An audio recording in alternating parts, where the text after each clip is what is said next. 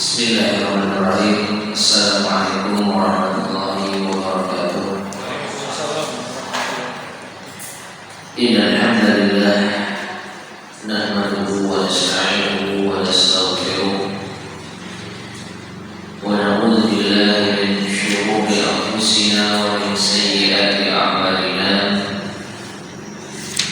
Man yahdihillahu fala mudilla lahu ومن يضلل فلا هادي له وأشهد أن لا إله إلا الله وحده لا شريك له وأشهد أن محمدا عبده ورسوله اللهم صل وسلم وبارك على نبينا محمد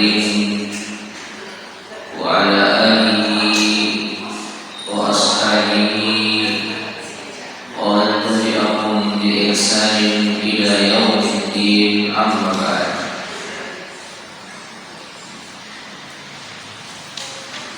Ma'asyiral muslimin, para jamaah sekalian rahimani wa rahimakumullah. Alhamdulillah alladzi bi ni'matihi tatimmu shalihat. Segala puji bagi Allah Subhanahu wa taala atas limpahan nikmat yang telah diberikan kepada kita hingga kita bisa berkumpul di majelis yang mulia ini untuk melanjutkan kajian kita membahas kitab Al-Wajiz fi Sunnati wal Kitabil Aziz yang disusun oleh Syekh Abdul Halim Al-Badawi hafizahullah ta'ala. Dan pada pertemuan pagi ini kita akan melanjutkan pembahasan dari Kitabul Hajj sampai pada gimana? Poin 9. Denda bagi orang yang berhubungan intim pada saat menunaikan haji. Itu kan? Ya. Jadi ma'asyiral muslimin rahimani wa rahimakumullah, ada hal-hal yang dilarang saat melaksanakan ibadah haji. Di antaranya adalah berhubungan intim suami istri tatkala sedang berihram. Maka apabila ada seseorang yang melakukan pelanggaran ini, apa konsekuensinya? Maka konsekuensinya adalah adanya denda. Kita bacakan penjelasan di kitab. Barang siapa yang berhubungan intim sebelum tahallul pertama, maka hajinya batal dan wajib baginya membayar denda 1 ekor unta atau sapi.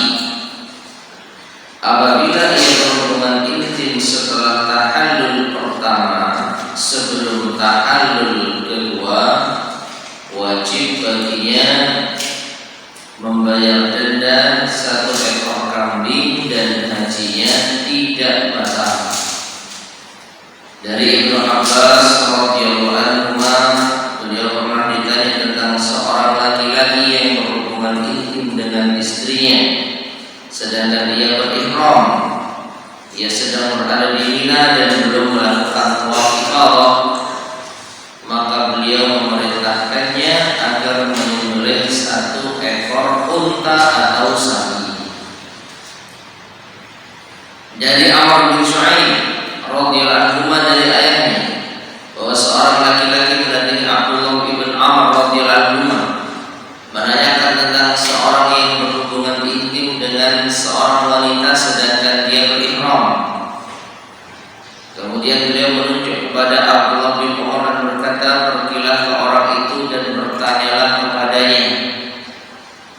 Laki-laki itu tidak mengenal Abdullah bin Umar, maka aku pun pergi dengannya. Laki-laki itu pun bertanya kepada Ibnu Umar, maka Ibnu menjawab, hajimu batal. Ya, laki-laki itu bertanya lagi, sekarang apa yang harus aku lakukan? Pergilah bersama orang-orang dan kerjakan apa yang mereka kerjakan.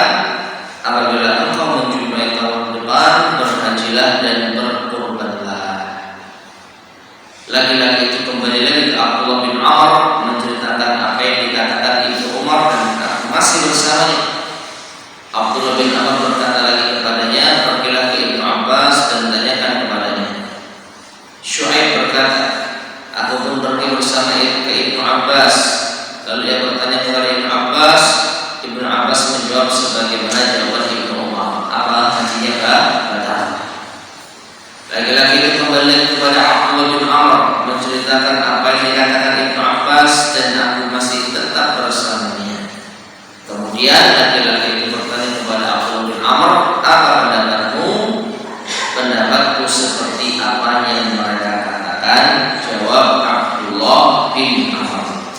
Baik, ma'asyar muslimin rahimani wa rahimakumullah.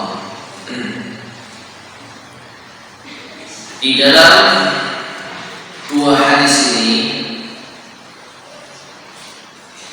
menunjukkan kepada kita bahwa selama kita masih belum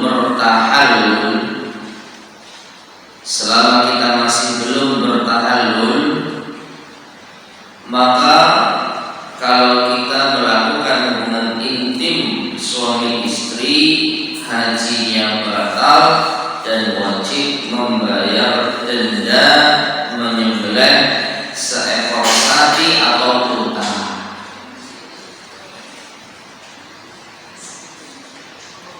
Jadi belum tahallul sama sekali, belum mencukur rambut, belum tawaf ifadah, dan juga belum melempar jumrah di tanggal 10 Dzulhijjah. Namun apabila sudah tahallul yang pertama, yaitu mencukur rambut, namun belum melakukan hal-hal yang lain, maka disebutkan di sini hanya wajib membayar denda meskipun hajinya tidak batal.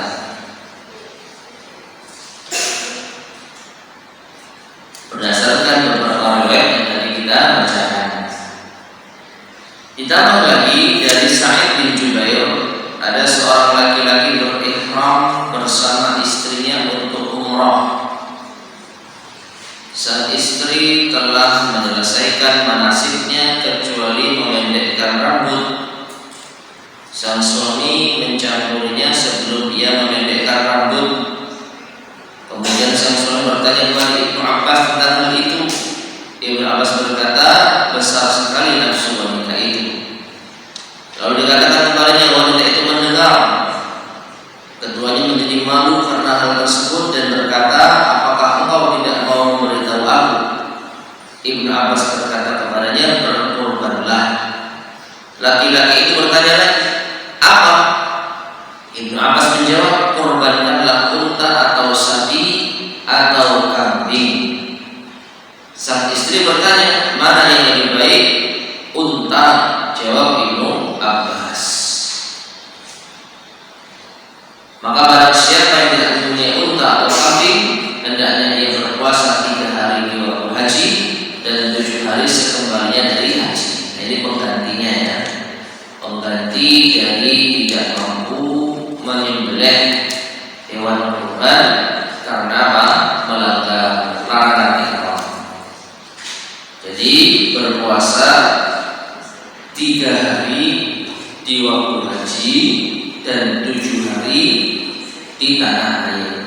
sekembalinya dari haji.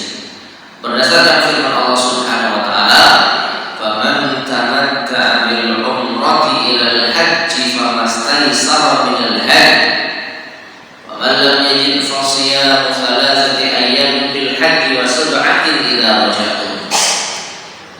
Maka barang siapa yang ingin mengerjakan umrah sebelum haji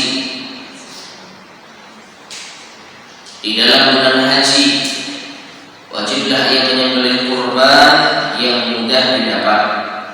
Tapi jika ia tidak menemukan binatang kurban atau tidak mampu, maka wajib berpuasa 3 hari dalam masa haji dan 7 hari lagi apabila kalian telah pulang kembali. Ya. Nah, lebih afdal baginya berpuasa sebelum hari Arafah. Jika ia tidak boleh berpuasa pada hari-hari tasyrik, berdasarkan perkataan Ibnu Umar dan Aisyah, tidak ada keringanan untuk berpuasa pada hari tasyrik kecuali orang yang tidak mempunyai sembelihan. Ala kulli hal, ma'asyiral muslimin rahimani wa rahimakumullah, orang yang melanggar larangan ihram, baik itu saat umrah maupun haji, khususnya berhubungan suami istri, maka wajib untuk membayar denda. Dendanya apa? Menyembelih hewan kurban. Tapi ini bukan kurban hari raya Idul Adha, tapi ini kurban yang dikenal dengan dam. Dam sendiri bermakna darah. Artinya ada darah yang harus dikucurkan sebagai denda atas perbuatannya. Dan itu apabila dilakukan oleh seseorang yang sedang ihram. Ya. Baik. Denda yang membayar atau menyembelih unta yang terbaik jika tidak ada sapi, jika tidak ada kambing. Kalaupun tidak bisa membayar denda, maka dia bisa berpuasa 3 hari di hari-hari haji dan 7 hari ketika pulang. Peringatan, wanita dalam masalah ini sama dengan laki-laki, sama persis, kecuali jika ia dipaksa untuk berhubungan intim, maka ia tidak perlu berkorban dan hajinya sah, berbeda dengan haji suami yang menggaulinya. Artinya kalau sama-sama ridho, sama-sama ingin melakukannya, maka dua-duanya wajib bayar dam, wajib bayar denda. Tapi kalau hanya suaminya saja, istrinya sebenarnya tidak mau karena tahu bahwa ini adalah pelanggaran berat. Namun karena suami memaksa dan dia tidak puasa, maka istrinya tidak perlu membayar denda dan hajinya sah, sedangkan suaminya batal. Dari Sa'id bin Jubair dia berkata, seorang laki-laki datang kepada Ibnu Abbas bertanya, "Aku telah menggauli istriku sebelum aku menyempurnakan hajiku."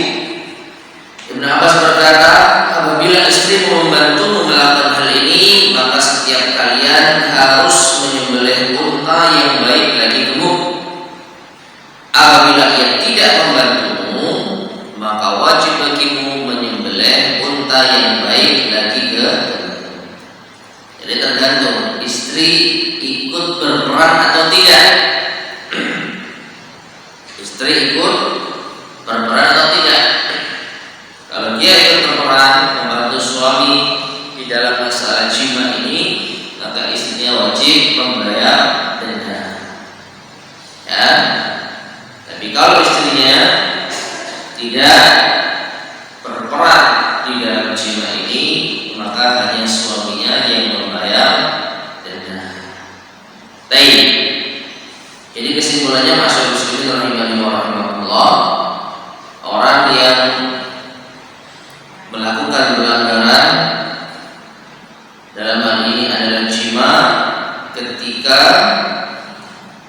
berihram, ketika berhaji belum tahallul, maka dia wajib membayar denda. Nah,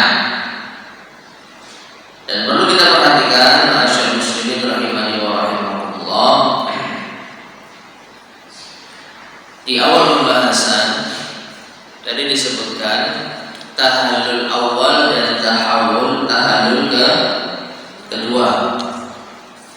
Tahallul pertama dan tahallul kedua. Apa yang dimaksud dengan tahallul pertama dan kedua? Maka perlu kita ketahui di tanggal 10 Dzulhijjah itu ada kewajiban, ada 3 kewajiban yang harus ditunaikan, baru setelah itu dia telah tuntas bertahallul sempurna. Apa 3 kewajiban itu? Yang pertama mencukur rambut, yang kedua melempar jumrah, dan yang ketiga tawaf dan sa'i. Tawaf dan sa'i.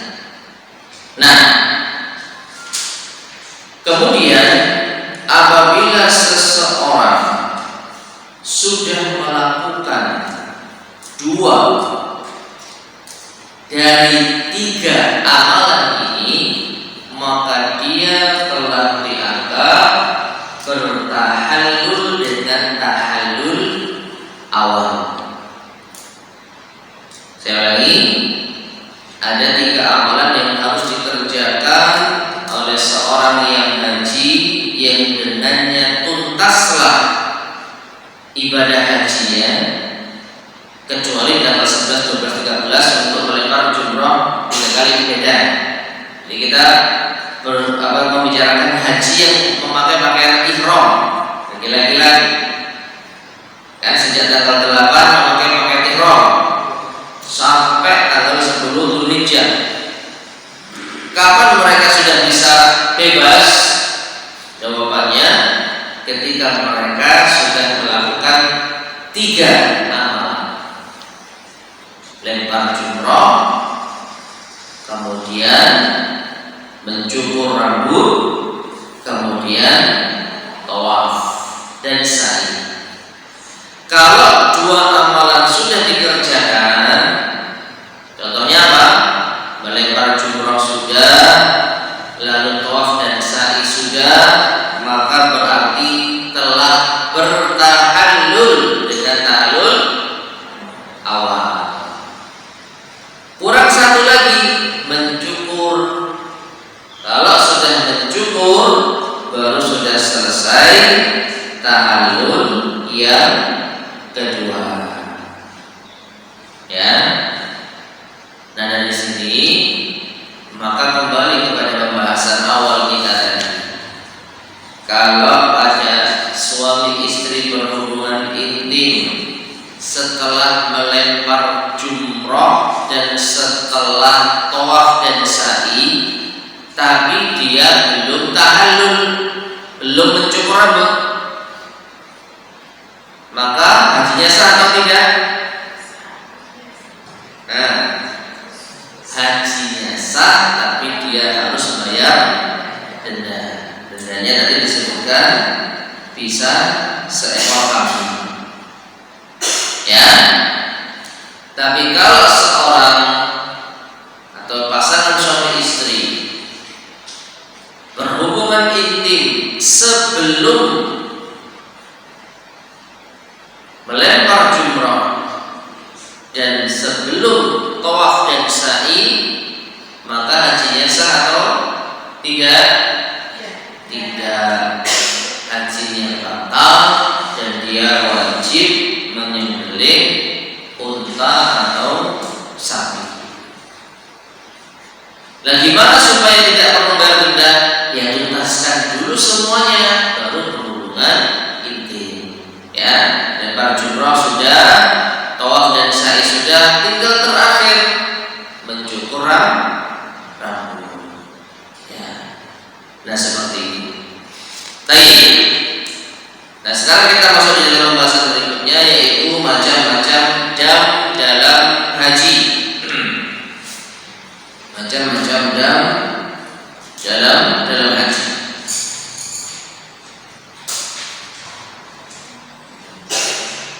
Yang pertama, dam haji dan dam qiran. Dam sendiri artinya apa tadi? Darah. Dam sebenarnya artinya darah, tapi identik dengan denda. Karena apa? Denda yang dibayarkan berupa penumpahan darah hewan kurban. Makanya disebut dengan dam. Bayar dam artinya bayar darah, artinya harus ada yang dikorbankan. Yaitu dam yang diwajibkan bagi orang yang menunaikan haji atau ibadah haji atau bertalbiyah meniatkan umrah dan haji tamattu, atau bertalbiyah meniatkan umrah dan haji qiran. Berdasarkan firman Allah Subhanahu wa taala, "Faman tamatta'a bil umrati ila al-hajj famastaysara min al-hajj faman lam yajid fa siyamu thalathati ayyamin fil hajji wa sab'atin idza raja'tum." Ya. Intinya ayat itu sudah kita baca. Intinya orang yang menunaikan ibadah haji dengan umrah, jadi umrah dulu kemudian haji yang dikenal dengan tamattu, apabila melakukan pelanggaran maka wajib menyembelih hewan kurban jika mampu. Jika tidak, maka dia berpuasa 3 hari di masa haji dan 7 hari ketika sudah pulang kembali. Yang kedua, dam fidyah, yaitu dam yang diwajibkan bagi seseorang yang menunaikan haji apabila ia mencukur rambutnya karena sakit atau sesuatu yang mengganggu.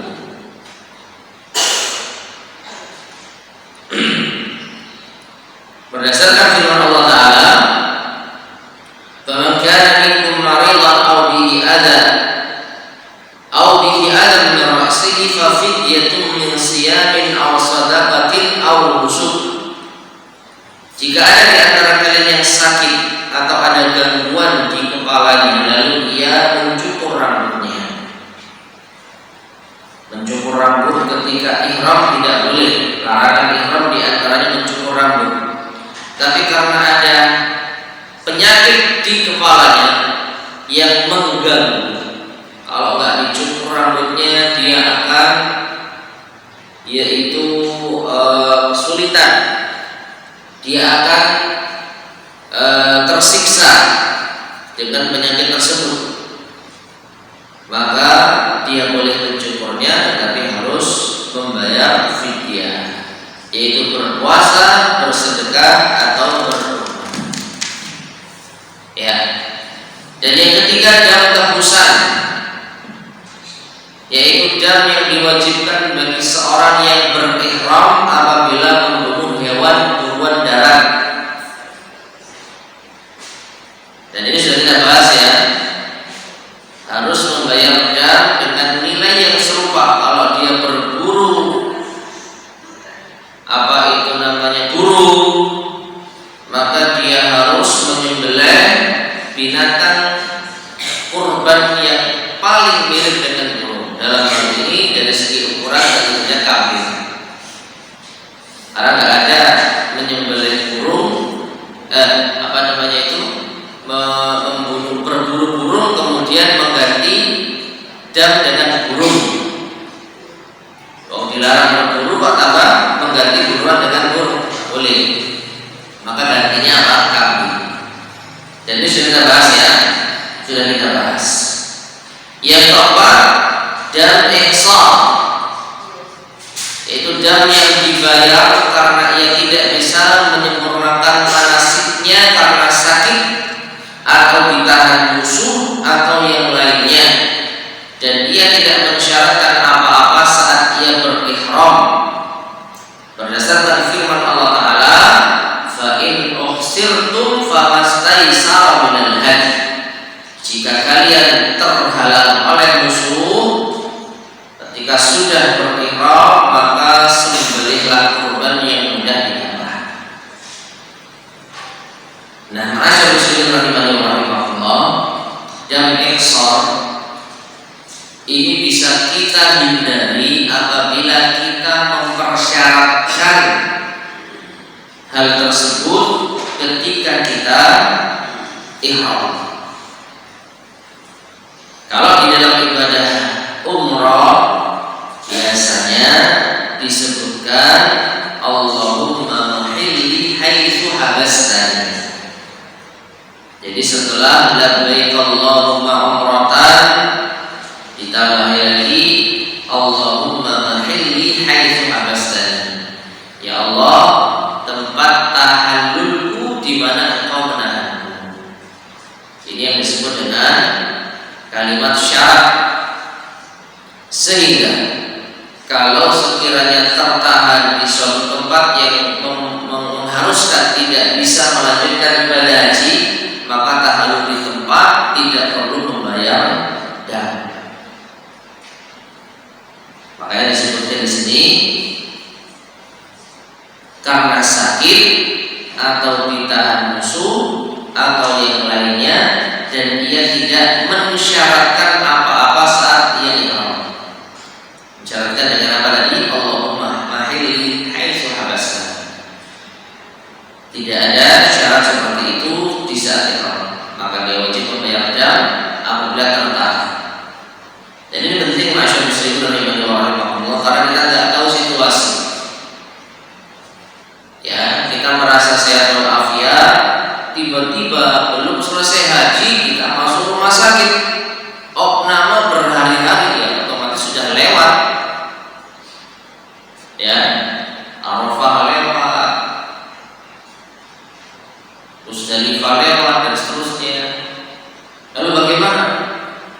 Maka kita kalau tidak mempersyaratkan di awal, maka kita harus membayar dam ini. Tapi kalau kita mempersyaratkan di awal, ya Allah, di mana Engkau menahanku, disitulah tempat tahallulku, maka tidak perlu membayar dam ihsan. Dan yang kelima, yang terakhir, dam karena berhubungan intim, yaitu dam yang diwajibkan bagi orang yang menunaikan ibadah haji apabila ia berhubungan intim di tengah hajinya. Dan ini sudah kita bahas di pembahasan yang pertama tadi. Baik. Jadi masyarakat muslimin rahimahullah, bisa kita simpulkan sebenarnya tadi yang saya ada sedikit kesalahannya. Kalau untuk yang kedua, ketiga, keempat dan kelima memang itu dam yang bermakna denda. Apa? Denda. Tapi ternyata ada dam yang bukan denda. Apa itu? Dam yang pertama. Dam yang pertama, damnya haji tamattu dan qiran. Itu bukan denda jamaah, itu kewajiban. Dan lebih dikenal dengan istilah hadyu. Sama seperti orang yang tidak haji di tanggal 10 Dzulhijjah dan hari-hari tasyrik dianjurkan, bahkan sangat dianjurkan, bahkan ada yang berpendapat wajib untuk berkorban, yang dikenal dengan istilah udhiyah. Ya, yang Nabi katakan sallallahu alaihi wasallam, "Man kana lahu sa'atun wa lam yudhi fala yaqbanna masalla." Siapa yang punya kelapangan rezeki tapi dia tidak menyembelih kurban, jangan dekati masjid kami. Apakah ini dam denda? Apakah ini denda? Bukan. Ini kurban bagi jamaah yang tidak haji. Namanya apa? Udhiyah. Namanya udhiyah. Adapun bagi jamaah haji yang dia haji tamattu atau qiran, maka ada kewajiban berkurban. Dan namanya adalah hadyu. Dan yang namanya berkurban itu ada apa? Darah yang terkucur. Oleh karena itu ini masuk di dalam pembahasan sekali lagi, yang pertama itu bukan denda. Jadi saya tadi ada kesalahan di sini. Di awal tadi saya katakan ini denda, jawabannya tidak, atau yang benar tidak. Jadi dam itu bermakna darah karena adanya hewan kurban yang dikucurkan darahnya. Meskipun kebanyakannya itu denda, tapi tidak semuanya denda. Boleh kita ringkaskan, hanya satu yang bukan denda, yaitu damnya haji tamattu dan qiran yang dikenal dengan istilah haji. Ini wajib bagi semua, dan saya rasa setiap jamaah haji sudah ada tarikannya atau sudah include ya pembayaran ini. Dan ini sekali lagi bukan denda, ini kewajiban yang dikenal dengan istilah haji. Nah, ini semua wajib dilakukan bagi jamaah yang tamattu dan qiran. Adapun dam yang kedua sampai kelima, maka ini bisa dihindari kalau tidak melakukan pelanggaran. Contohnya dam fidyah, kalau dia tidak mencukur rambut gara-gara sakit di kepalanya, tidak perlu membayar dam fidyah. Dam tebusan, kalau dia tidak berbuat dam ihsan, kalau dia tidak bertahalul di tempat dia tertahan, maka dia tidak perlu membayar dam ihsan. Dan yang kelima, kalau dia tidak berhubungan intim suami istri, tidak perlu membayar dam karena hubungan intim. Ya, nah ini hal yang perlu kita ketahui. Meskipun setahu saya ada yang mengira kalau damnya haji tamattu dan qiran itu dam denda, maka ini keliru. Itu kewajiban, karena haji tamattu dan haji qiran itu diwajibkan untuk menyembelih kurban yang dinamakan dengan haji. Beda dengan jamaah yang tidak haji, berkurban di tempat masing-masing yang dikenal dengan istilah udhiyah. Jadi hewan yang dikurbankan bagi jamaah haji namanya hadyu, dan hewan yang dikurbankan bagi yang tidak jamaah haji namanya udhiyah. Wallahu a'lam bishawab. Baik. Nah, sekarang kita masuk di dalam pembahasan berikutnya, yaitu umrah. Umrah termasuk ibadah yang paling mulia dan yang paling utama. Dengan ibadah ini Allah akan mengangkat derajat hambanya dan mengampuni dosa-dosanya. Nabi SAW telah menganjurkan untuk berumrah, baik melalui perkataan maupun perbuatan. Beliau SAW bersabda, al-umratu ila al-umrati kaffaratun lima bainahuma. Umrah yang satu dengan umrah berikutnya adalah penghapus dosa antara keduanya. Jadi antara umrah kita yang pertama dengan umrah kita yang kedua, di situ ada penghapusan dosa.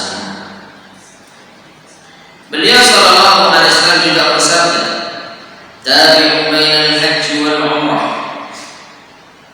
fa innahu yanfiyani al-faqra wad-dunub kama yanfi al-kiru khabath al-hadid wal-dhahab wal-fiddah. Iringilah antara ibadah haji dan umrah, karena keduanya meniadakan dosa dan kefakiran sebagaimana alat peniup api menghilangkan kotoran besi, emas, dan perak. Jadi hal ini meskipun di dalam pembahasan haji, tetapi erat kaitannya dengan umrah. Dan tadi sudah kita sampaikan, dan sebelum-sebelumnya juga kita sampaikan bahwa haji tamattu adalah haji yang didahului oleh umrah. Nah, itu maksudnya. Iringilah haji dan umrah. Jadi dalam ibadah haji itu ada umrahnya. Dalam ibadah haji itu ada umrahnya yang dilakukan sebelum tanggal 8 Dzulhijjah, sebelum hari tarwiyah. Nah, di antara faedahnya ini bisa meniadakan dosa dan kefakiran, bisa menghapus dosa dan kefakiran. Rasulullah SAW menunaikan ibadah umrah dan para sahabat pun menunaikan ibadah umrah bersama beliau ketika beliau hidup maupun setelah beliau wafat. Nah, sekarang kita masuk di dalam pembahasan rukun-rukun umrah. Ma'asyiral muslimin rahimani wa rahimakumullah, rukun umrah itu hanya 4. Ya, rukun umrah itu hanya 4. Yang pertama ihram, yaitu memulai umrah, berniat masuk di dalam rangkaian ibadah umrah. Berdasarkan sabda Rasulullah SAW, innamal a'malu binniyat, sesungguhnya amal perbuatan itu tergantung niatnya. Namun di dalam pembahasan ihram ini ada banyak sekali hal-hal yang perlu kita ketahui. Di antaranya ihram itu harus di mana? Berihram itu harus di mana? Di miqat. Ya, tidak boleh berihram di luar miqat atau sesudah melewati miqat. Misalkan kita nih, saya mau umrah, tapi ambil ihramnya di sini saja biar lebih lama. Jadi pakai baju ihram dari sini, langsung berniat labbaik Allahumma umratan, langsung ke bandara, langsung kemana dan seterusnya. Maka ini tidak diperkenankan, kecuali hanya berpakaian ihram untuk memudahkan apabila nanti melewati miqat di atas udara, di atas miqat, dia bisa langsung berniat. Dan ini sering terjadi apabila ada ibadah umrah yang langsung umrah. Apa artinya? Gak ke Madinah dulu, dari Indonesia langsung ke Mekah untuk umrah. Mau tidak mau dia harus ambil miqat di atas pesawat. Meskipun sekali lagi ada sebagian yang berpendapat ambil miqatnya bisa di Jeddah, meskipun ini hal yang kurang tepat, karena Jeddah itu sudah masuk, sudah melewati miqat bagi penduduk Indonesia. Karena kita datang dari luar, maka kita harus ambil miqat di tempat terdekat sebelum Jeddah, dan itu ada di Yalamlam. Yalamlam itu di mana? Di Yaman. Ya. Jadi ketika pesawat kita berada di atas Yalamlam, maka disitulah kita wajib ambil miqat dan berihram. Nah, karena di atas pesawat sangat kesulitan kalau seandainya harus berganti pakaian ihram dengan jumlah penumpang ratusan, enggak terbayang bagaimana kacaunya, maka boleh kita memakai pakaian ihram semenjak sebelum terbang. Hanya pakai saja, tapi niatnya belum. Ya, hanya memakai saja, tapi niatnya belum. Sama seperti ketika kita mau berangkat umrah dari Madinah. Di mana kita ganti pakaian ihram? Rata-rata di hotel.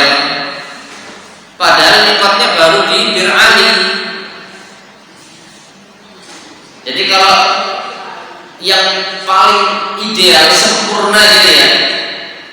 Ganti pakai ihram baru bibir Ali. Tapi ternyata nyatanya kita di hotel sudah pakai pakaian ihram. Hanya pakai pakaian ihram saja. Belum niat ihram. Ya. Nah, jadi pembahasan tentang ihram ini banyak. Ihram itu harus dimiqat. Kemudian ketika ihram tidak boleh melakukan larangan-larangan ihram. Jadi sudah kita bahas insyaallah ya. Baik. Itu rukun yang pertama, jadi harus ihram. Dan sekali lagi, yang dimaksud dengan ihram itu ketika kita sudah melafazkan niat labbaik Allahumma umratan. Perhatikan. Kalau ada orang sudah pakai pakaian ihram, ya, sudah pakai pakaian ihram, namun dia sudah melewati miqat, tidak mengucapkan labbaik Allahumma umratan, maka dia belum menunaikan rukun yang pertama. Meskipun ini kayaknya nggak mungkin ya, kecuali orang yang benar-benar nggak tahu dan dia umrah sendiri. Misalnya umrahnya naik kendaraan umum, berangkat dari Madinah menuju Mekah, sudah pakai pakaian ihram, tetapi dia tidak berlafaz labbaik kalau umratan sama sekali. Entah ketiduran, dan dia ingatkan, pokoknya merasa sudah pakai pakaian ihram, ya sudah tinggal umrah. Sampai di Mekah langsung tawaf, langsung sa'i, lalu dia sharing gitu. Tadi ngambil miqat di mana? Loh kan tadi sudah lewat Bir Ali, misalnya gitu ya. Sudah Bir Ali. Terus ihramnya di bis atau di masjid? Loh kan sudah pakai pakaian ihram. Iya, maksudnya melafazkan labbaik Allahumma umratan. Anda di mana? Di bis atau di masjid? Loh, saya enggak ucapkan apa-apa tuh. Nah, padahal sudah tawaf dan sa'i. Enggak kebayang gimana ini? Tidak sah. Atau mungkin dia ketiduran di bis, ya.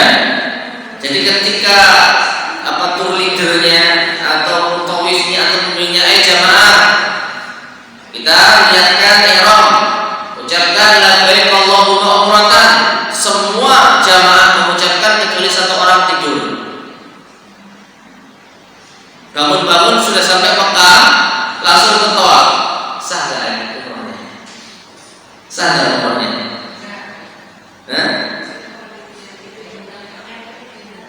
Ini anggaplah ada ya. Jadi sejak dari hotel Madinah itu tidur dia di Bir Ali, di Zulhulaifah, yang lain turun, dia tetap di bis tidur. Ketika mau berangkat, jamaah diminta untuk berniat, dia tetap tidur, nggak ada yang bangunkan. Dia sudah pakai pakaian ihram. Begitu sampai di Mekah langsung umrah. Sah nggak umrahnya? Sah nggak umrahnya ini? Tidak sah, karena ihram itu termasuk rukun umrah. Dan ihram itu sekali lagi melafazkan labbaik Allahumma umratan. Ihram itu melafazkan labbaik Allahumma umratan. Tidak ada hubungannya dengan pakaian ihram. Ada hubungannya tapi hanya sebatas pakaian saja. Artinya orang berpakaian ihram belum tentu dia sudah ihram. Kalau dia belum mengucapkan labbaik Allahumma umratan, maka dia belum berihram. Jelas ya? Nah, rukun yang kedua dan ketiga dari umrah adalah tawaf dan sa'i. Tawaf dan sa'i. Berdasarkan firman Allah Subhanahu wa taala, "Wal yatawafu bil baiti dan hendaklah mereka melakukan tawaf mengelilingi rumah yang tua, yaitu Baitullah. Kemudian Allah berfirman, Inna Safa wal Marwata min sya'airillah. Sesungguhnya Safa dan Marwah termasuk di antara syiar-syiar Allah. Ada apa di Safa dan Marwah? Ada amalan sa'i. Ya, ada amalan sa'i. Baik. Demikian pula sabda Rasulullah sallallahu alaihi wasallam. Beliau mengatakan, Is'au innallaha kataba alaikumus sa'i. Kerjakanlah sa'i, sesungguhnya Allah telah mewajibkan sa'i atas kalian. Ya. Dan ini adalah rukun yang ketiga. Dan terakhir, rukun yang keempat adalah tahallul. Tahallul dengan mencukur rambut habis, yang dikenal dengan istilah halaq, atau memendekkannya yang dikenal dengan istilah taksir. Berdasarkan hadis Ibnu Umar radhiyallahu anhu bahwa Nabi sallallahu alaihi wasallam bersabda, "Man lam yakun minkum hadyun falyatuf bil baiti wa bis safa wal marwati wal yuqassir wal yuhallil." Barang siapa di antara kalian yang tidak membawa hewan kurban, hendaklah ia tawaf di Baitullah, sa'i antara Safa dan Marwah, kemudian memendekkan rambut dan bertahallul. Jamaah sekalian rahimani wa rahimakumullah, hadis ini sebenarnya ada kaitannya dengan haji tamattu. Ya. Jadi orang yang datang ke tanah suci untuk mengerjakan ibadah haji dan dia tidak membawa hewan kurban dari tempat asalnya, maka dia dianjurkan untuk haji tamattu.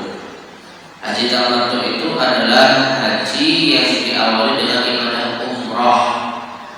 Jadi umrah dulu sampai selesai, ya, tawaf, sa'i, tahallul, baru setelah itu menanti tanggal 8 Dzulhijjah di tanah suci untuk melakukan haji. Nah, pembahasan kita sebenarnya umrah tidak ada kaitan dengan hewan kurban, karena tidak ada ceritanya kita bawa hewan kurban untuk umrah, ya kan? Tetapi secara umum pembahasan tentang tahallul ini juga bisa didapat dari hadis ini, sehingga Nabi SAW menyampaikan tentang orang yang bertahallul dikaitkan dengan haji tamattu dengan umrahnya ini.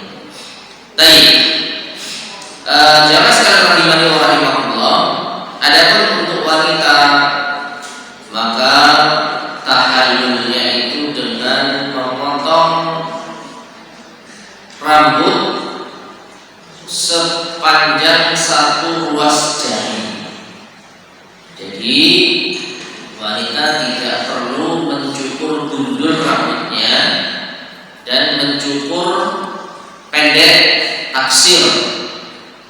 Kalau halaq itu bagi laki-laki, kalau halaq dan taksir itu bagi laki-laki. Dan di antara keutamaannya dimintakan ampunan oleh Rasulullah SAW 3 kali bagi yang gundul dan 1 kali bagi yang potong pendek.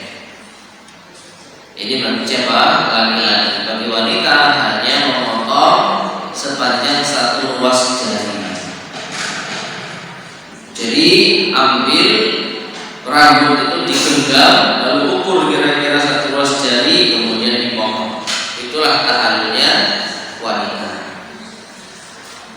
Nah, sekarang kita masuk dalam pembahasan hal-hal yang diwajibkan di dalam umrah.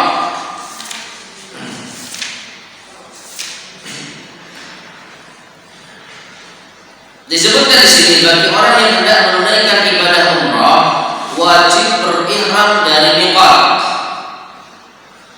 jika ia tinggal di luar miqat. Nah, ini wajib berihram dari miqat jika ia tinggal di luar miqat. Seperti kita tinggal di Indonesia, kalau mau umroh maka kita wajib berihram dari miqat. Dan kalau kita langsung menuju Mekah, maka miqatnya ada di mana? Yaman, Yaman. Kalau kita berangkat dari Madinah, maka miqatnya ada di Bir Ali. Karena Madinah itu di luar miqat. Namun apabila ia tinggal dalam batas miqat, maka ia berihram dari rumahnya. Nah, contohnya siapa ini? Orang-orang yang tinggal di Jeddah. Jeddah itu sudah masuk miqat belum? Sudah. Jadi orang-orang yang tinggal di Jeddah, mereka kalau mau ihram enak, tinggal berihram dari rumah. Ya, mandi, pakai pakaian ihram, baru labbaik Allahumma umratan. Nah, ada orang yang tinggal di kota Mekah, mereka harus keluar ke daerah halal dan berihram di sana. Berdasarkan sabda Rasulullah SAW kepada Aisyah agar berihram dari Tan'im. Ya, jadi Tan'im itu bukan miqat jemaah sekalian. Kalau ada yang menganggap Tan'im itu miqat, salah. Tan'im itu tanah halal. Apa bedanya tanah halal dengan tanah haram? Tanahnya halal gitu dimakan? Apa lu? Masuk dalam kawasan. Kalau tanah halal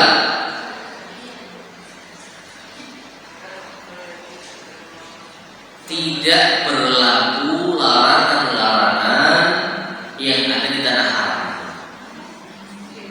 Berburu di tanah halal boleh, ya. Berperang di tanah halal boleh. Tapi kalau di tanah haram menemukan barang temuan di tanah halal boleh. Kita nemu dompet di Tan'im, boleh kita simpan meskipun harus kita umumkan. Tapi kalau masuk tanah haram, nggak boleh ngambil barang temuan. Tiga. Ada barang berharga tergeletak, tinggalkan. Tidak boleh berburu. Tidak boleh berperang menumpahkan darah. Ayat tanah haram. Jadi ada istilah tanah haram, tanah halal, miqat. Nah, ya. Kalau kita dari Madinah nih katakanlah, maka miqatnya di Dzulhulaifah, Bir Ali. Lalu setelah masuk terus sampai di Mekah, batas tanah halal itu di Tan'im. Tanah sebelum Tan'im itu masih halal. Setelah itu masuk tanah haram. Nah, jadi kesimpulannya jemaah sekalian rahimahullah, orang yang tinggal di tanah haram, kalau dia mau ihram, maka dia harus keluar dulu kemana? Tanah halal, bukan miqat ya. Orang Mekah nggak perlu ke Dzulhulaifah, orang Mekah nggak perlu ke Yalamlam, ya. Orang Mekah cukup keluar dari tanah haram. Kemana? Ke tanah halal. Dan tanah halal yang cukup populer di sekitar Mekah, Tan'im.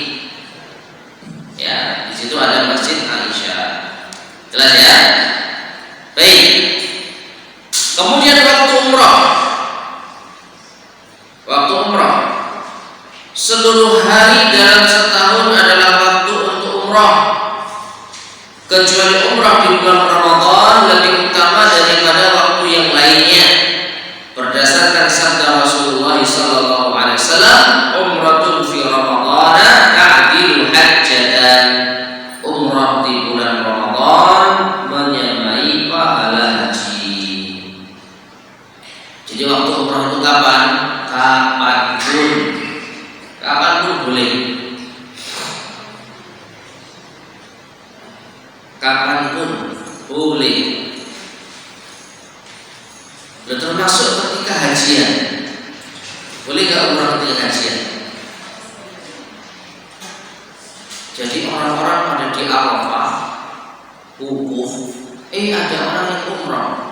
Boleh nggak? Boleh. Ya. Penduduk sana atau orang yang kerja di sana.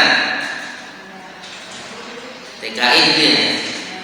TKI pengen haji nggak dapat tasrek. Tasrek itu semacam apa? Semacam izin. Apa itu namanya sih? Ada kalimat yang lebih enak. Permit sama ya. Jadi tidak dapat, ya itulah. Wah, mumpung Ka'bah sepi, orang-orang pada wukuf, saya tak umroh lah. Karena dia penduduk Mekah atau dia TKI yang menuju Mekah, langsung dia ke Tan'im untuk ihram. Setelah ihram, dia langsung umrah. Boleh kan? Boleh. Jadi umrah itu kapanpun, sampai pun di waktu-waktu haji. Cuman kan ya di masa haji, kalau bisa haji ngapain umrah kan gitu. Baik. Kecuali di bulan Ramadan, ini beda. Kalau umrah di bulan Ramadan itu waktunya lebih afdal. Bahkan disebutkan oleh Nabi sallallahu alaihi wasallam sebanding dengan haji. Kemudian diperbolehkan umrah sebelum haji. Dari Ikrimah bin Khalid bahwa ia pernah bertanya tentang umrah sebelum haji kepada Ibnu Umar, ia berkata tidak mengapa.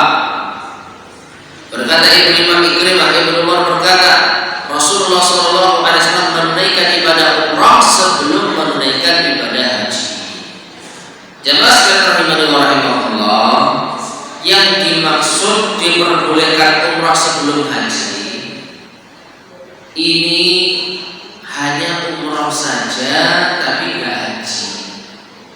Dan ini kebanyakan yang terjadi pada kita penduduk Indonesia secara khusus, karena saking lamanya antrian haji dan sudah sangat ingin ke tanah suci, akhirnya hanya umrah yang dimaklumi.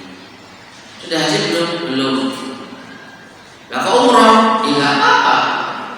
Tahu ya? Karena ada kalanya orang ngapain umrah itu, haji aja yang wajib dulu. Ya. Kalau sudah haji baru banyak umrah, tapi kalau belum haji nggak perlu umrah, maka ini keliru. Rasulullah SAW di tahun ke-6 Hijriah niat umrah, padahal tidak sedang haji. Meskipun pada akhirnya beliau tidak bisa umrah karena dihalang-halangi oleh penduduk Mekah, sehingga keluarlah perjanjian Hudaybiyah. Tapi Nabi tahan dulu karena sudah terlanjur niat ihram di Hudaybiyah, meskipun belum tawaf sa'i. Di tahun ke-7 Hijriah ada umrah qadha. Ya. Mengqadha yang sebelumnya di tahun ke-8 Hijriah ketika Nabi SAW menaklukkan kota Makkah juga ada umrahnya kalau tidak salah. Nanti akan disampaikan Nabi umrah itu berapa kali kalau tidak salah ya.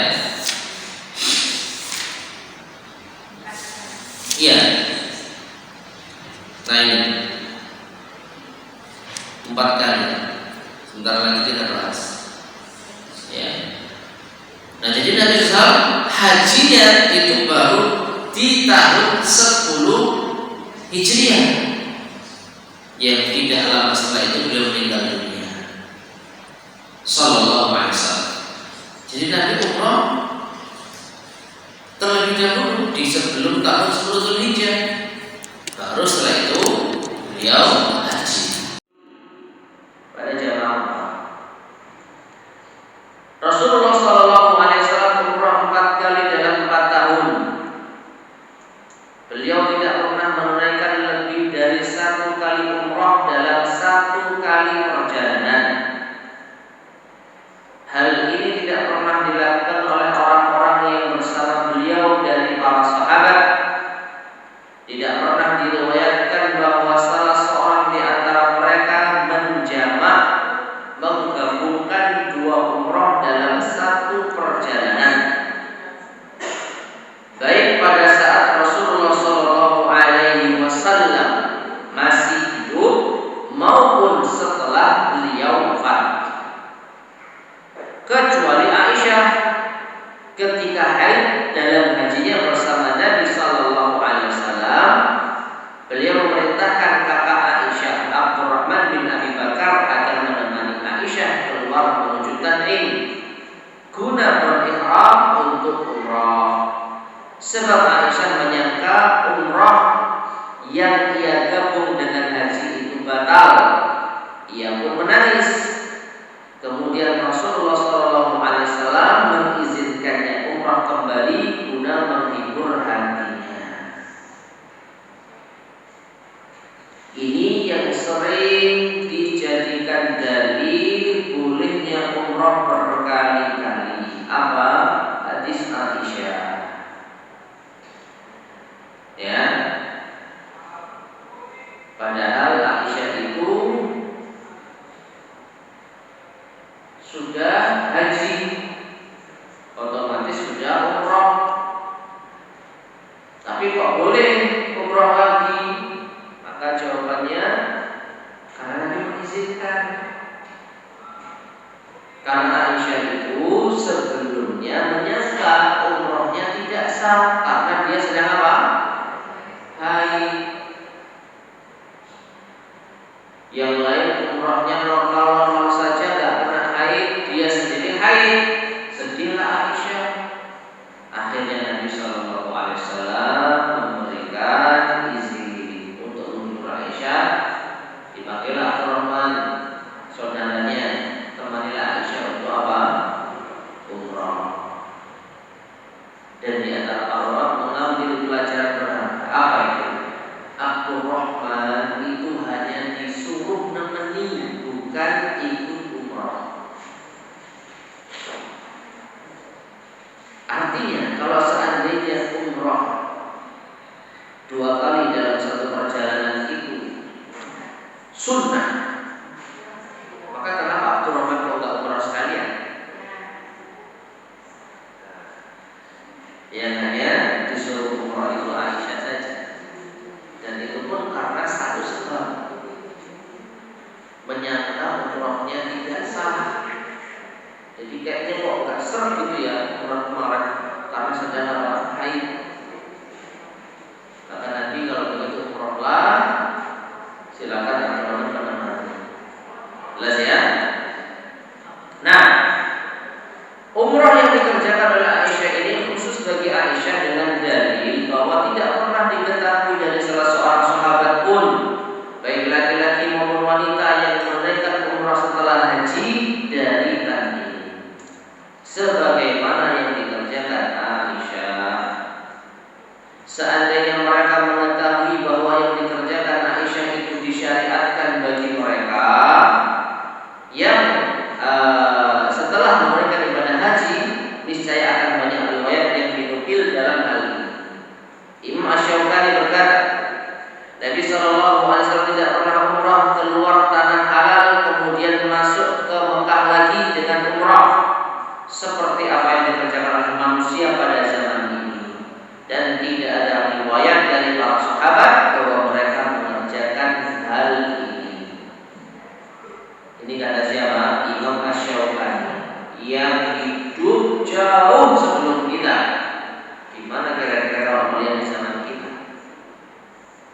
Ya, dan ini kita saksikan betapa banyak jamaah umroh itu hari ini selesai umroh tahallul, besoknya sudah ambil mikot lagi, sudah ihram lagi di takdir. Ya. Jadi Imam Syafi'i mengatakan Nabi tidak pernah melakukan seperti ini. Jadi satu kali perjalanan umroh ya sudah satu kali saja. Kalau mau umroh lagi ya nanti, ya nanti di lain waktu setelah kita kembali lalu ada rezeki lagi baru umroh lagi. Nah seperti itu. Nah sebagaimana umroh berkali-kali setelah haji tidak ada riwayat dari seorang sahabat pun, tidak ada riwayat dari mereka mengulang-ulang umroh dalam setahun. Maksudnya dalam setahun ini karena mereka dahulu perjalanan itu panjang. Jadi mereka itu biasanya datang ke tanah haram itu untuk mengerjakan ibadah haji. Itu setahun sekali kan? Ya.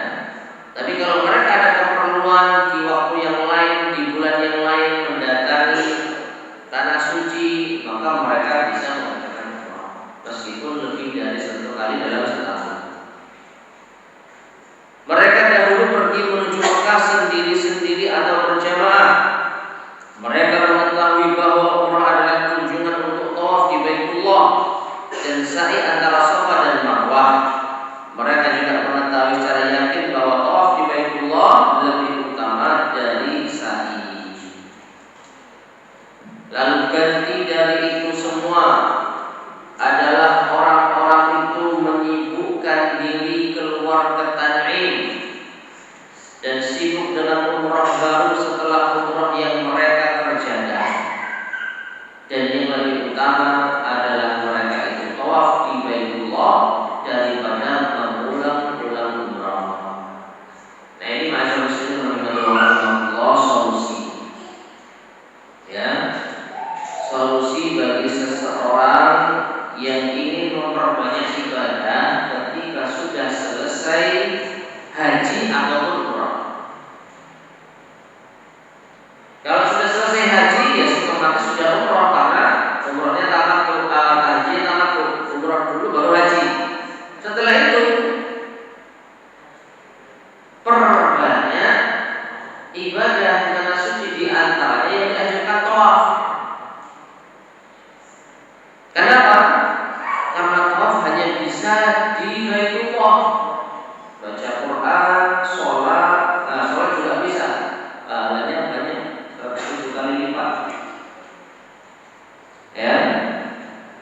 Jadi kalau kita mau memperbanyak ibadah, bisa nggak harus umrah dengan cara tawaf. Ya. Nah, Taus, salah seorang ulama salaf, Taus bin Kaisan berkata, aku tidak mengetahui orang yang berumrah dari Tan'im apakah akan diberi pahala atau akan diazab. Ya, gak boleh juga ini ya. Dikatakan kepada dulu diazab. Kok bisa orang diazab? Maka Taus bin Kaisan berkata, karena ia meninggalkan tawaf di Baitullah dan keluar 4 mil kemudian datang lagi. Waktu yang ia pakai sampai ia tiba kembali bisa dipakai tawaf 200 putaran.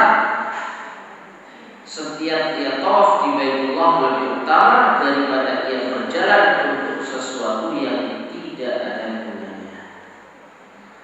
Ya, mungkin sedikit apa istilahnya ya, sedikit keras ya. Karena apa? Mengatakan seakan-akan umrah yang kesekian itu tidak ada gunanya. Ya, seakan-akan demikian. Dan yang lebih mengatakan tadi, beliau merasa tidak tahu apakah mereka dapat pahala atau dapat azab.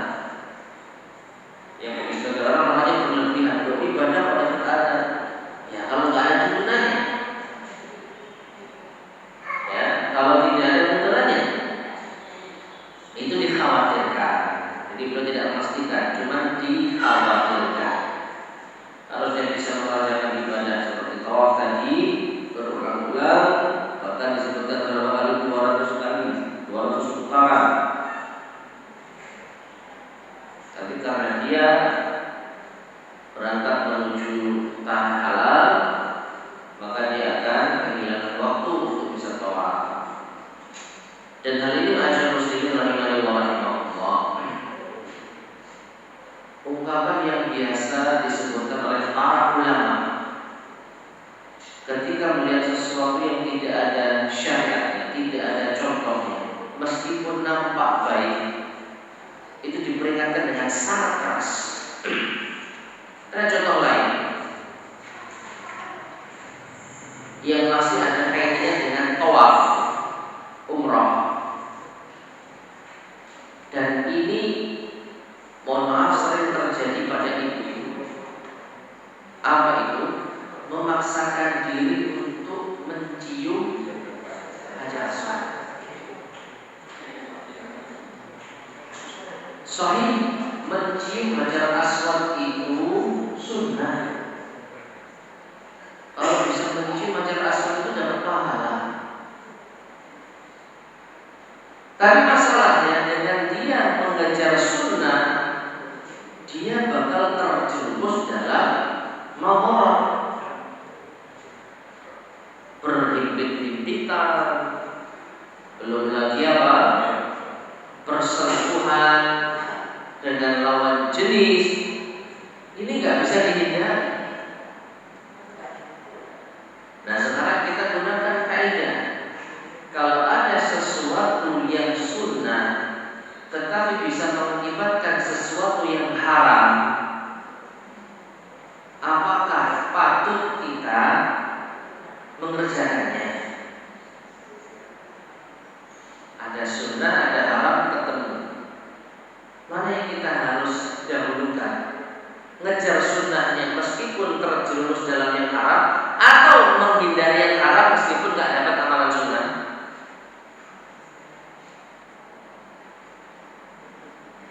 Secara kaidah, kalau kita tidak mengerjakan sunnah dapat dosa enggak? Kalau kita tidak mengamalkan suatu amalan yang hukumnya sunnah, dapat dosa enggak? Tidak dapat dosa. Tapi kalau kita melakukan sesuatu yang haram, dosa. Ya. Maka jangan kita jerumuskan diri kita di dalam dosa. Wala tulqu bi aydikum ila tahlukah, kata Allah Subhanahu, janganlah timpakan diri kalian ke dalam kebinasaan, memaksakan diri sehingga badannya tergencet, ya, berdesak-desakan, bahkan bisa sampai mengakibatkan cedera, mungkin bisa sampai pingsan, sesak nafas, belum lagi bersentuhan antara lawan jenis. Lalu apakah ada para sahabat yang mengingkari hal ini dengan keras? Jawabannya ada. Aisyah radhiyallahu anha. Ya. Jadi ada suatu riwayat yang menjelaskan bahwasanya bekas budaknya Aisyah, seorang wanita, ini dengan bangganya cerita kepada Aisyah, ya ummul mukminin, kuntu bil baiti sab'an wastalamtu rukna marrataini aw thalathan. Wahai Aisyah, ibunda kaum muslimin, saya telah tawaf 7 kali dan saya berhasil mengusap Hajar Aswad 2 atau 3 kali. Bangga ya? Alhamdulillah saya bisa mengusap Hajar Aswad meskipun cuma 2 atau 3 kali. Ya. Maka Aisyah mengatakan apa? La ajar billah, la ajar billah. Semoga Allah tidak membalasmu dengan pahala. Ini lebih keras lagi. Orang bisa mengusap Hajar Aswad tambah didoakan semoga tidak dapat pahala. Ini Aisyah yang bilang. Kok bisa? Aisyah menjelaskan, tudabi'ina rijal. Apakah karena keinginan mengusap Hajar Aswad engkau rela berdesak-desakan para lelaki, alakah berarti wa mararti, tidakkah cukup engkau bertakbir dari jauh, ya, lalu melewati Hajar Aswad, mengisyaratkan dengan tangan Bismillah Allahu Akbar, lalu lanjut tawaf. Tidakkah cukup seperti itu? Nah, ini maksud sirri rahimahullah. Ini berkata penting, kalau sesuatu itu mengakibatkan dosa, mengakibatkan mafarat, maka jangan kita mengorbankan itu dari mengejar amalan yang sunnah. Memang kita akui yang paling utama setiap Hajar Aswad bisa mencium, kalau tidak bisa mengusap.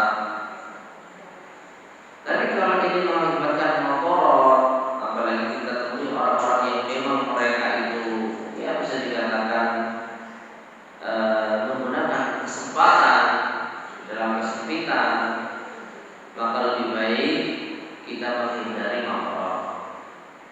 Toh tetap sah gitu. Dan disinilah di antara kemudahan Islam. Ya, kalau kita tidak bisa sholat berdiri, apakah harus dipaksakan berdiri? Boleh duduk, padahal ini syarat. Berdiri ketika sholat itu syarat. Orang yang mau berdiri tapi sholatnya duduk nggak sah. Tapi Allah masih memberikan keluasan. Tidak bisa sholat berdiri, duduk. Duduk masih belum bisa berbaring. Padahal ini syarat. Nah, apalagi hanya sunnah. Kok kita rela berkorban, memadaratkan diri kita, berdesak-desakan dengan laki-laki hanya untuk mengejar sunnah? Ya. Nah, ini masalah sendiri rahimahullah. Kalau mau mengejar sunnah semacam ini ya tadi umrah saat musim haji. Ya. Tapi kalau dari sini sudah ke sana waktunya hajian ya, saya kalau nggak hajian, ya bagi jamaah yang mungkin tinggal di sana bisa memanfaatkan itu. Ya, ketika jamaah sedang haji, wukuf di Arafah, umrah, ya kemungkinan besar bisa mencium Hajar Aswad puas gitu ya. Nah seperti itu. Baik. Nah kemudian saya menutup pembahasan dengan pendapat yang mengatakan bahwa tidak disyariatkannya mengulang-ulang umrah adalah pendapat yang didukung oleh sunnah amalan Nabi Sallallahu Alaihi Wasallam dan didukung oleh amalan para sahabat radhiyallahu alaihim. Nabi kita Sallallahu Alaihi Wasallam telah memerintahkan kita agar berpegang teguh kepada sunnahnya dan sunnah khulafaur rasyidin setelah beliau. Rasulullah Sallallahu Alaihi Wasallam bersabda, "Alaikum bi sunnati wa sunnatil khulafa'ir rasyidin al-mahdiyyin, 'addu 'alaiha bin nawajid." Berpegang teguhlah kepada sunnahku dan sunnah khulafaur rasyidin yang diberi petunjuk sesudahku, gigitlah ia dengan gigi geraham kalian. Baik, ma'asyar muslimin rahimahullah. Meskipun demikian tidak kita pungkiri ada sebagian kalangan yang masih bersikukuh berpendapat umrah berkali-kali dalam satu perjalanan itu boleh. Ya namanya pemikiran tidak bisa dipaksakan. Maka dari itu dalam hal ini kita harus benar-benar berlapang dada. Kalau sampai ada di antara jamaah yang masih bersikukuh boleh umrah berkali-kali, maka itu urusan mereka. Yang penting sesuai dengan ilmu yang kita pelajari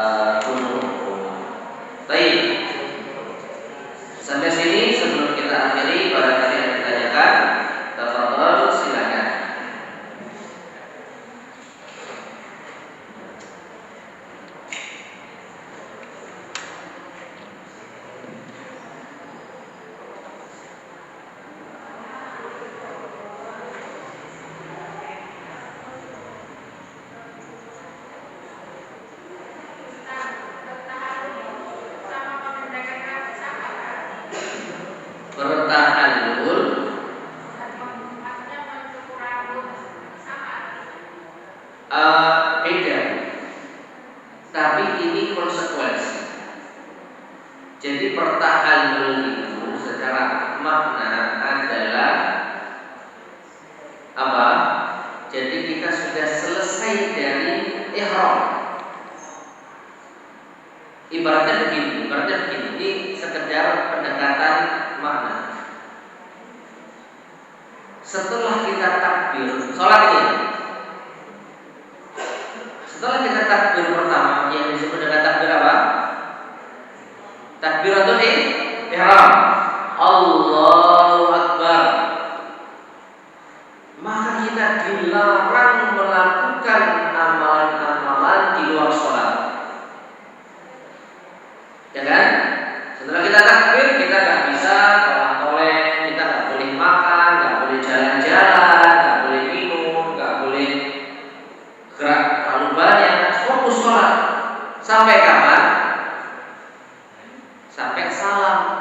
Begitu assalamualaikum warahmatullah, assalamualaikum warahmatullah, halal kita untuk melakukan aktivitas di luar sholat. Nah, kurang lebih kita memulai ihram labbaik Allahumma umratan sama seperti kita takbir ketika sholat. Begitu sudah labbaik Allahumma umratan, maka berlaku larangan-larangan ihram. Ya, bedanya kalau sholat itu saklek, pokoknya harus sholat, mancep. Tapi kalau kita umroh masih boleh ngapa-ngapain, cuma ada hal-hal yang dilarang saat ihram. Gak boleh melepas baju ihram, gak boleh memakai pakaian berjahit bagi laki-laki, tidak boleh menikah, tidak boleh pakai minyak wangi, tidak boleh mencukur rambut, tidak boleh kumpul suami istri. Kapan halalnya? Setelah mencukur rambut. Nah, jadi kurang lebih mencukur rambut itu persis dengan salam ketika sholat. Begitu assalamualaikum warahmatullah, assalamualaikum warahmatullah, kita boleh melakukan apapun hal-hal yang dilarang di saat sholat. Begitu kita sudah cukur rambut, maka kita halal melakukan apapun yang dilarang saat kita ihram. Jadi tahallul itu proses apa? Peralihan dari ihram menuju halal, dan itu ditandai dengan apa? Mencukur rambut. Mungkin seperti itu. Wallahu a'lam.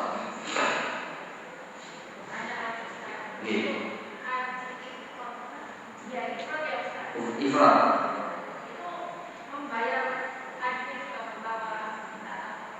Membayar apa? Kalau ifrat tidak ada kewajiban haji, tidak ada kewajiban dam haji. Yang ada kewajiban dam haji hanya qiran dan tamattu.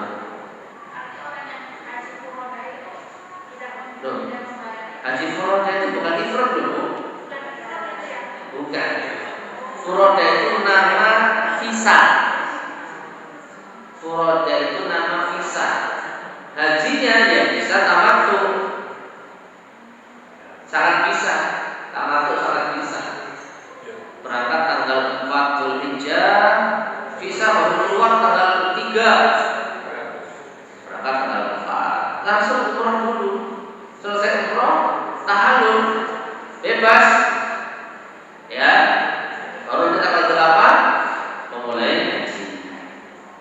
Jadi furoda itu bukan haji ifrat, tetapi visa haji khusus, visa haji undangan yang sangat mahal. Gini. Iya.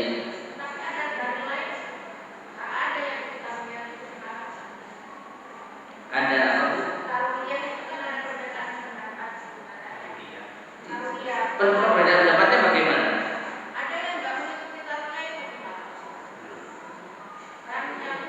Ya, menjadi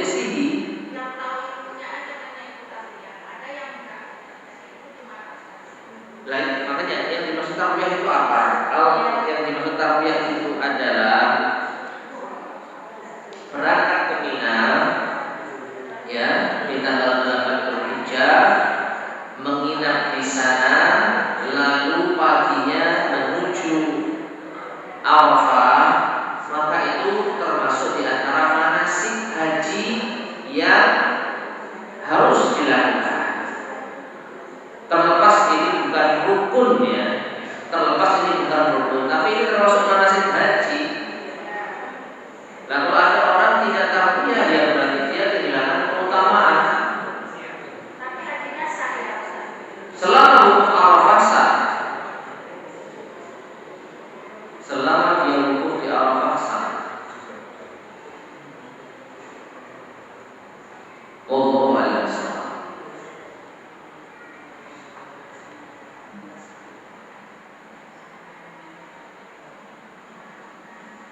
Ada lagi tanya?